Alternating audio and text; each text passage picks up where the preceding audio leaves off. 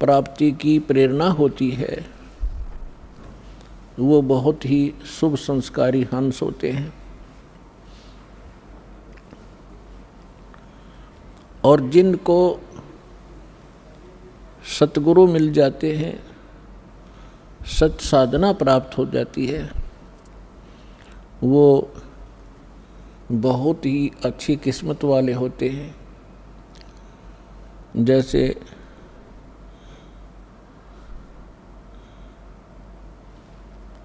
Good, better, best. अब आप जो प्राणी हैं, जितनी पुण्यात्मा हैं, ये बेस्ट क्वालिटी के हैं, परमात्मा की अति प्रिय आत्मा हो।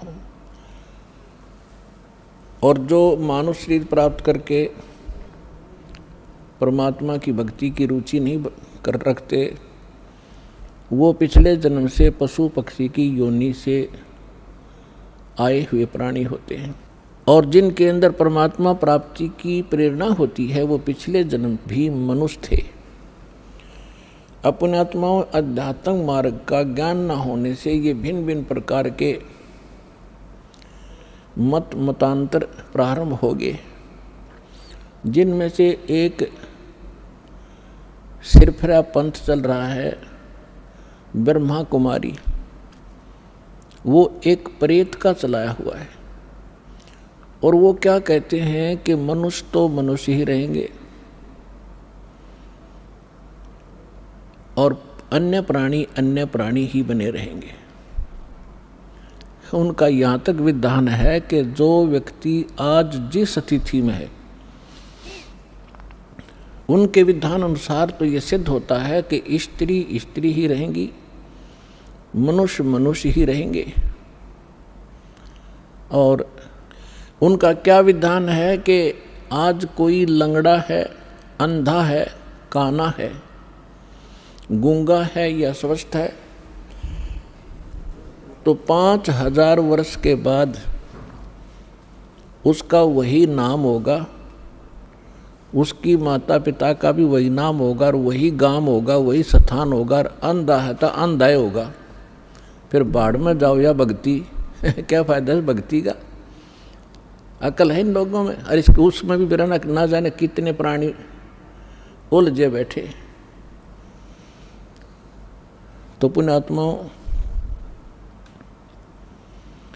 सबसे पहले हमने अध्यात्म मार्ग को समझना चाहिए और फिर गुरु ग्रहण करना चाहिए,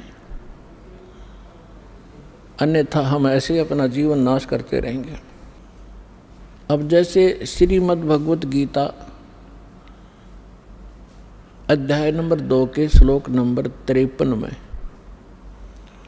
गीता ज्ञानदाता कहता है कि अर्जुन, जिस समय तेरी बुद्धि भिन्न भिन्न प्रकार के भ्रमित करने वाले वचनों से हटकर एक परमात्मा के यथार्थ ज्ञान पर टिक जाएगी, स्थिर हो जाएगी, तब तू योग को प्राप्त होगा। अर्थात तब तू योगी बनेगा, भगत बनेगा। योगी मीन परमात्मा के पाने के लिए प्रयत्नशील व्यक्ति, उसको भगत कहो, योगी कहो, साधक कहो। तो आज तक जितने भी मत हैं, जितने पंथ हैं, सबके भिन्न भिन्न विचार हैं, भिन्न भिन्न साधनाएं हैं। परमात्मा की परिभाषा से भी वो लोग परिचित नहीं हैं। तो उसके लिए परमात्मा आते हैं। आप जी को बहुत बार समझाया है, बहुत बार ज्ञान सुनाया है और सुनाते ही रहेंगे, क्योंकि ये ऐसा अनमोल ज्ञान है जो आपको दोनों लाभ देता है। जैसे कोई रोगी होता है और वो उसको भूख नहीं लगती, जबर जिसको हो जाता है, और मनुखा, दाख, किशमिश, सेब, संतरे खाना जो प्रतिदिन खाता है, वो भी उसको कड़वा लगता है, जिह्वा पर रखा भी नहीं जाता, थूक देता है। तो उसके लिए क्या ट्रीटमेंट है? कड़वी गोली ही खानी पड़ेगी, ना चाहते हुए भी खानी पड़ेगी। जैसे मलेरिया हो गया तो उसमें कुनीन खानी पड़ेगी, और कड़वी लगो तो लगो, वो खानी ही पड़ेंगी, फांकी मारनी पड़ेंगी, और तभी वो रोग नाश होगा। फिर वही जो कड़वी लगने वाली रोटी, मनुखा दाख, वो फिर स्वादिष्ट लगेगी। तो पुण्यात्माओं, ये ज्ञान आपको रह रहकर सुनना पड़ेगा। इस सत्संग से ही ये दोनों काम होंगे। आपका जबर भी उतरेगा और इसी सत्संग के सुनने से ये कुनीन का काम भी करेगा, क्योंकि प्रथम बार जो व्यक्ति सुनता है, एक दो प्रकार के श्रद्धालु आते हैं। एक तो ऐसा होता है, उसको जैसे भी परंपरागत साधना है वो कर रहा है, और उसको फिर ये ज्ञान सुनने को मिलता है, उसको अच्छा सा नहीं लगता परमात्मा की भक्ति, क्योंकि उसके पाप कर्मों के कारण उसके अंदर, वो अंतःकरण के अंदर ये पाप कर्मों का जवर बन गया, और उन पाप कर्मों के कारण उसको आज भूख, वो परमात्मा की ये अमृत वचन रूपी मनुखा दाख भी नहीं अच्छी लगती। या तो उठकर चल पड़ता है, या वैसे किसी के साथ फुसर फुसर करेगा। उसको ये कह दिया जाए कि भाई शोर ना करे, सत्संग सुनने दे, तो या तो उठकर चला जाएगा या लटके लेने लग जाएगा, बैठा बैठा नींद लेगा। तो वो उसके अंदर पाप कर्मों का इतना प्रभाव है कि उसको ये अच्छी नहीं लगती परमात्मा की कथा। तो उसका यही उपाय है कि वो ना चाहते हुए भी बैठा रहे और सुनता रहे, अच्छी लगो ना लगो। इस वाणी के अंदर इतनी शक्ति है कि कुछ पापों को इस वाणी के श्रवण मात्र से और इस वाणी के चल रहे इसकी रेंज में वैसे भी बैठे रहने से कुछ पाप नाश होते हैं, जो ज्ञान यज्ञ से ही हुआ करते हैं। तो इसलिए पुण्यात्मा उसको ये कुनीन का भी काम करेंगी, और जब वो जबर उतर जाएगा, अंतःकरण के अंदर जो पाप प्रभाव था वो कम हो जाएगा, उसके बाद फिर ये मनुखा दाख का भी काम करेगी। इतनी अच्छी लगेगी, जैसे बुखार उतरने के बाद स्वस्थ हो जाता है प्राणी, फिर उन्हीं रोटियों को न सब्जी की आवश्यकता समझता, इतनी ज़बरदस्त भूख लगती है। भूख लगी होती है, घर वाले कहते हैं सब्जी बना देते हैं, रोटी तो है, वो कहता रोटी आन दे, सब्जी फिर देखूंगा। इतनी ज़बरदस्त भूख लगती है, और जब उसमें वो अस्वस्थ होता है, चाहे 3 प्रकार की सब्जी बना दे, नहीं खा सकता। तो पुण्यात्माओं, जिन पुण्यात्माओं की ये पाप कर्म अंतःकरण के समाप्त हो गए, उनकी आत्मा स्वस्थ होगी इस ज्ञान के सुनने से।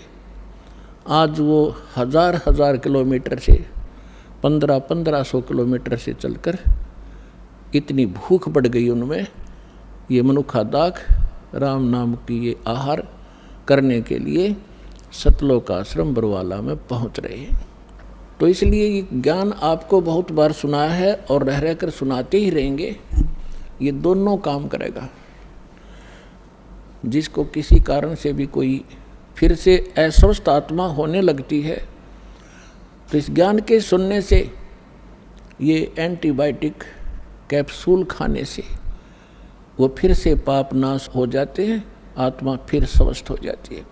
क्योंकि अपने जीवन में छोटे मोटे रोग आ ही जाते हैं, उनके लिए ट्रीटमेंट चलता रहता है, जीवन बना रहता है।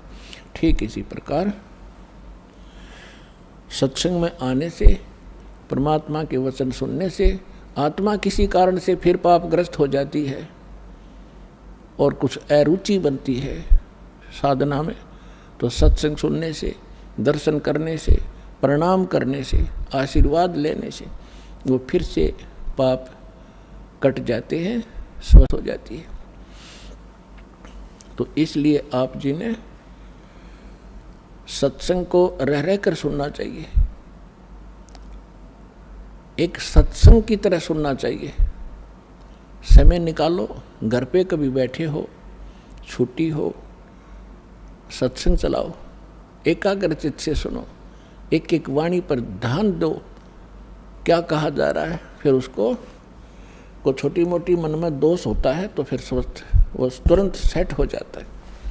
तो प्रसंग चल रहा है कि वो परमात्मा इस यथार्थ ज्ञान को देने के लिए स्वयं ही आते हैं।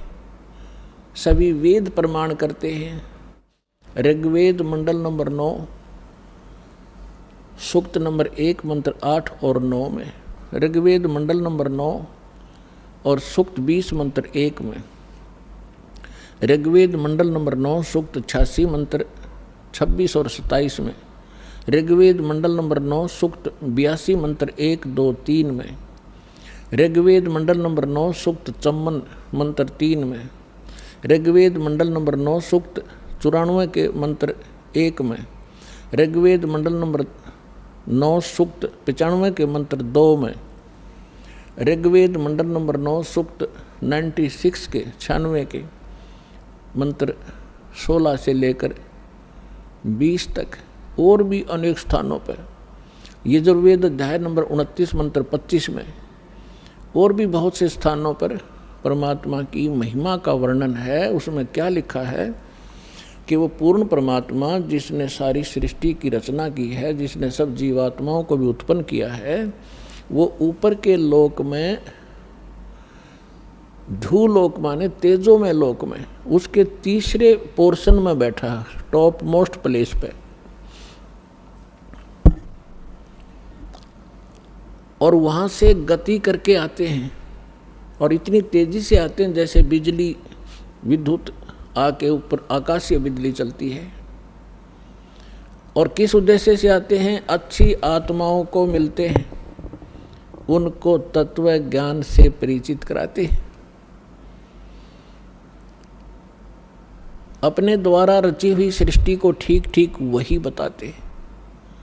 तो पुण्यात्माओं, वो परमात्मा चारों युगों में आते हैं। काल ने सभी को भ्रमित कर रखा है। परमेश्वर आते हैं, अपना यथार्थ ज्ञान सुनाते हैं। जो बुद्धिमान व्यक्ति होते हैं उस ज्ञान को ग्रहण करके परमात्मा की भक्ति करके सतलोक चले जाते हैं, 84 लाख योनियों के कष्टों से बच जाते हैं। तो इसी उद्देश्य से परमात्मा चारों युगों में आए। चारों युग में मेरे संत पुकारे, कूक कहा हम हेल रे, हीरे माणिक मोती बरसे, ये जग चुगता ढेल रे। परमेश्वर कबीर साहब जी कहते हैं, हम चारों युगों में आए और चारों युगों में मैंने अपनी प्यारी आत्माओं को ये ज्ञान सुनाया। जो दृढ़ भक्त थे, अच्छी आत्माएं थी, उन्होंने मेरे इस ज्ञान को स्वीकार किया और मुझसे परिचित होकर मेरे लोक को देखकर, सतलोक को जहाँ मैं रहता हूँ, वहाँ ले जाकर परमात्मा ने उनको वापस छोड़ा। प्रत्येक युग में 1, 2, 4 आत्माओं को ऐसे किया। कलयुग के अंदर जिन महापुरुषों को परमात्मा मिले, जो दास के नॉलेज में हैं और जिनको हम मोक्ष प्राप्त मानते हैं, आदरणीय धर्मदास साहिब जी, आदरणीय मलुकदास साहिब जी, आदरणीय नानक देव साहिब जी, आदरणीय दादू साहिब जी, आदरणीय गरीबदास साहिब जी, गांव छुडानी, जिला दज्जर, हरियाणा वाले, आदरणीय गीसा दास साहिब जी, गांव खेखड़ा, जिला बागपुर, उत्तर प्रदेश वाले, आदरणीय स्वामी रामानंद जी, बनारस, काशी, उत्तर प्रदेश वाले, इन महापुरुषों को परमात्मा मिले और उनको सचखंड लेकर गए, जहाँ भगवान रहते हैं, जहाँ हम पहले सभी रहा करते थे। पुण्यात्माओं, ये ज्ञान आज तक काल ने इतना दबा दिया था कि किसी का भनक नहीं पड़ गया, और अब ये परमात्मा ने सार्वजनिक करना था, ये समय निर्धारित पहले ही कर दिया था। वो समय आ गया, वो ठीक का समय आ गया अब। तो अब ये पूरे विश्व में फैलेगा और सबको चाह है भगवान की। अब भूल में चाहे कोई कितनी गलती कर रहा है, उस काम को अच्छा मान रहा है। कोई कसाई है, बकरे काटे, गायें काटे, भैंस काटे, तो वो भी न्यू मान रहा है, ठीक है, दादा करे था, परदादा करे था, यही काम कर रहा था, और पिताजी भी यही कर रहे थे, कोई नो प्रॉब्लम। अब कोई शराबी है, शराब पी के उसी को अच्छा मान रहा है। कोई रिश्वत लेता है, बड़ा अधिकारी बन के बड़ा आनंद मान रहा है। जब उसको ज्ञान होगा, ये जहर दिखाई देगा और छुए भी नहीं का। ऐसे कर्म फोड़े, फिर कैंसर हो जा, टांग कट जा, अंधा हो जा, अगले जन्म में फिर कुत्ते गधे सूअर बन के कहाँ घूम रहे होंगे। तो हमने केवल अपने इस वर्तमान की चिंता है, और परमात्मा ने आपके भविष्य की घनी चिंता है। तो श्रीमद् भगवत गीता अध्याय नंबर 4 के श्लोक नंबर 32 में भी इसका प्रमाण है।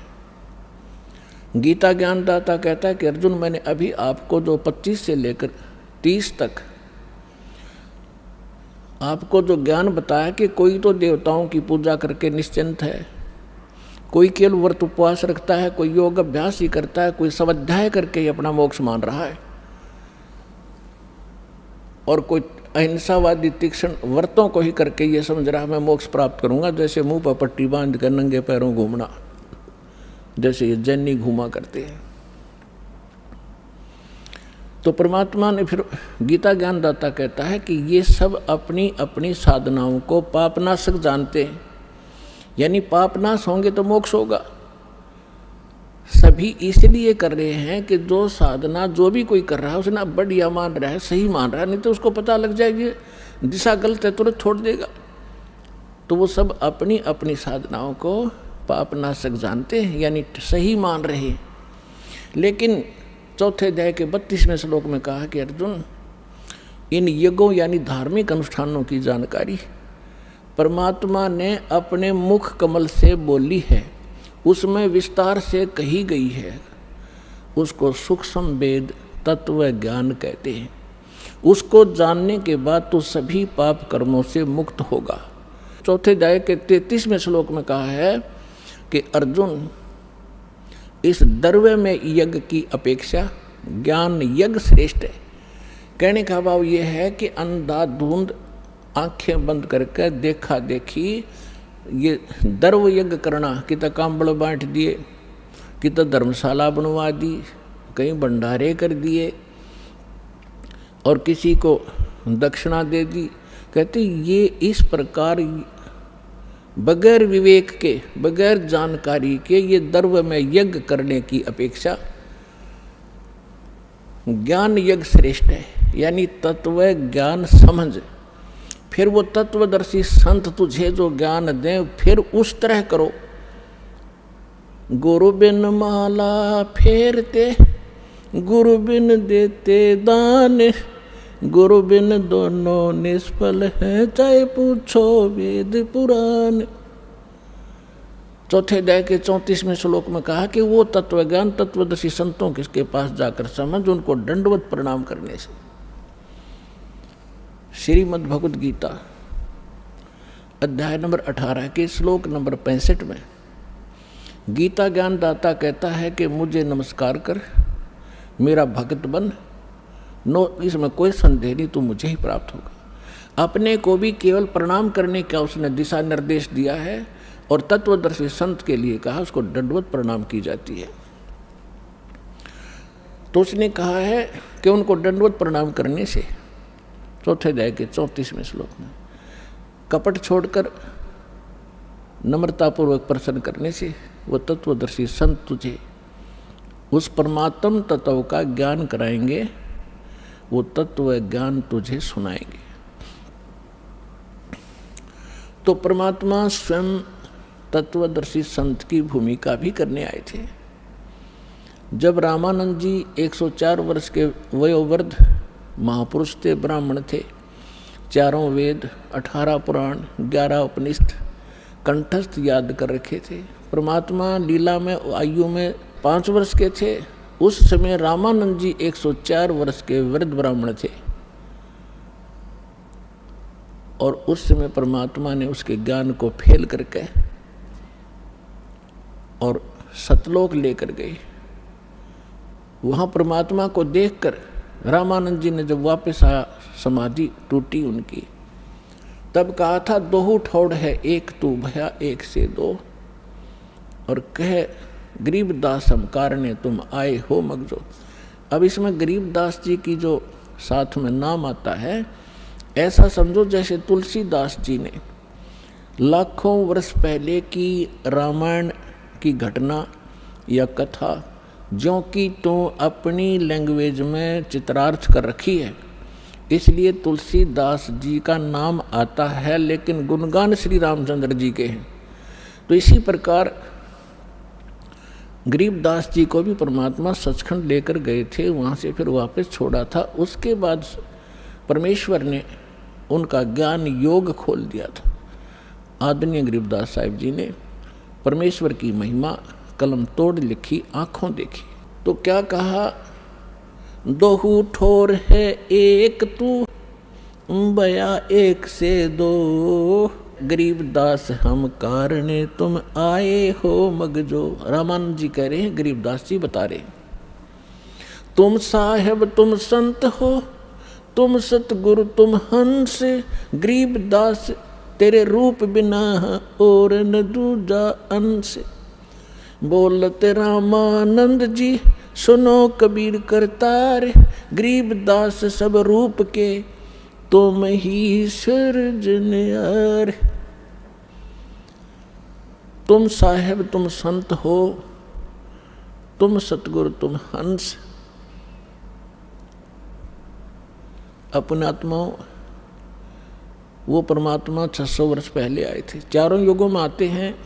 सतयुग में सत सुकृत कह टेरा, त्रेता नाम मुनींदर मेरा, द्वापर में करुणा में कहाया, कलयुग नाम कबीर धराया।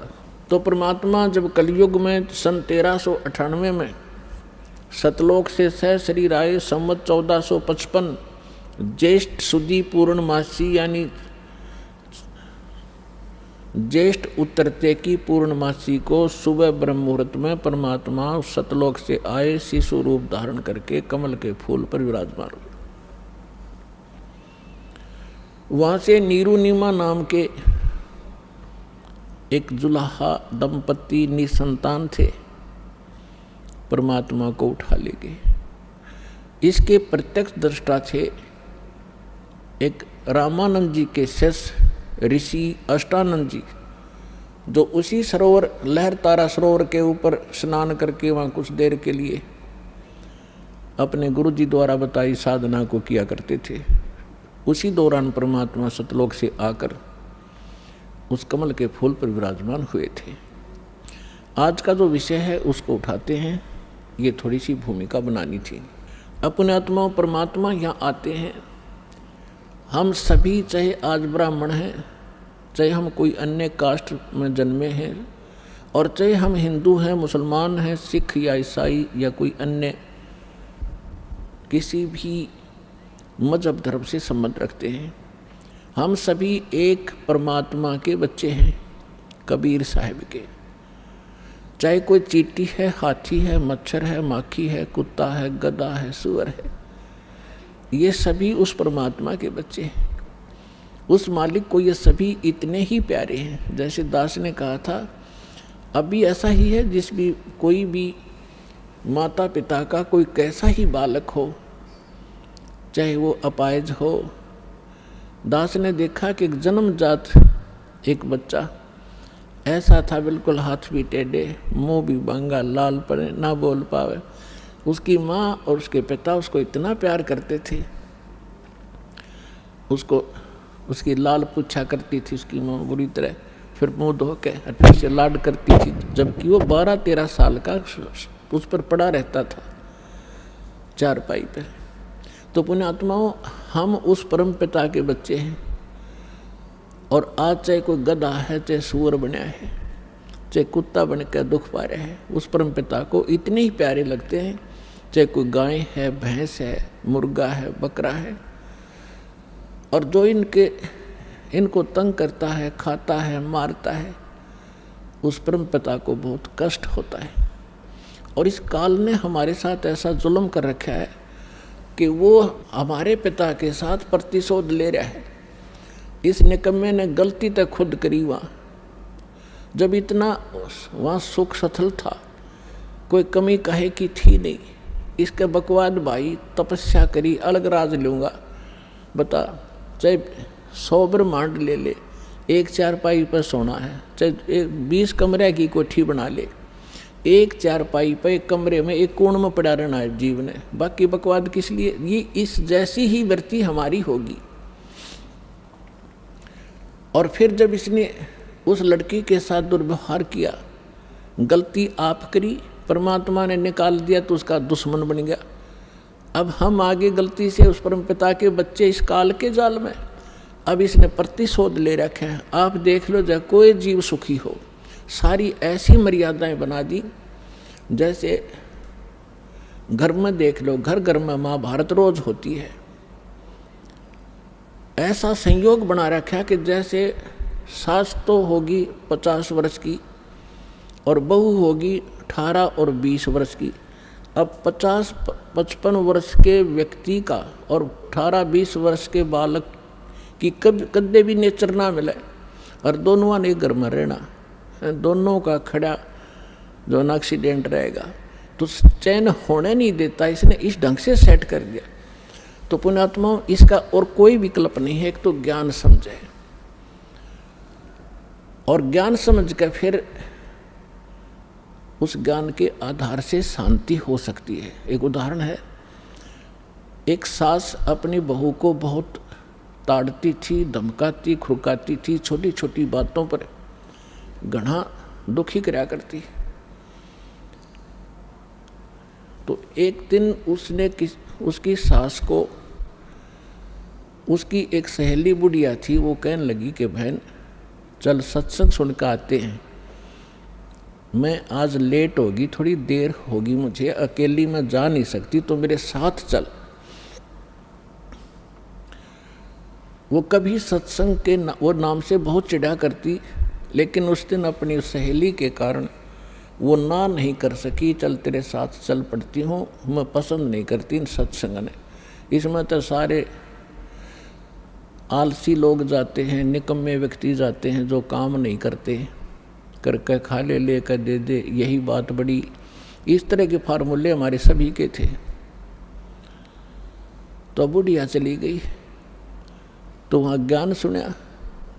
सत्संग में यही बताया जाता है कि जो भाग्य में लिखा है वो तो होना ही होना है। जैसे कोई नुकसान हो गया घर में, कोई करके कुछ नहीं, अपने घर में हानि, और फिर भी हो जाता किसी भी कारण से, तो फिर दूसरे जो बड़े होते हैं वो छोटों के पीछे पड़ जाते हैं। सास बहू के पीछे पड़ जाएगी, तेने नाश कर दिया, तू आगा पीछा नहीं देखती है, घर का नाश करेगी, कड़ा मचवा दे। तो सत्संग में बताया जा रहा था कि नुकसान होना था वो तो हो लिया, वो तो होना ही था। अरे अब बेमतलब की राड भी क्यों कराया करो तुम, भगवान पर भरोसा रखो। हो गया, ना जाने के कर टूटना था, थोड़े में टल गई।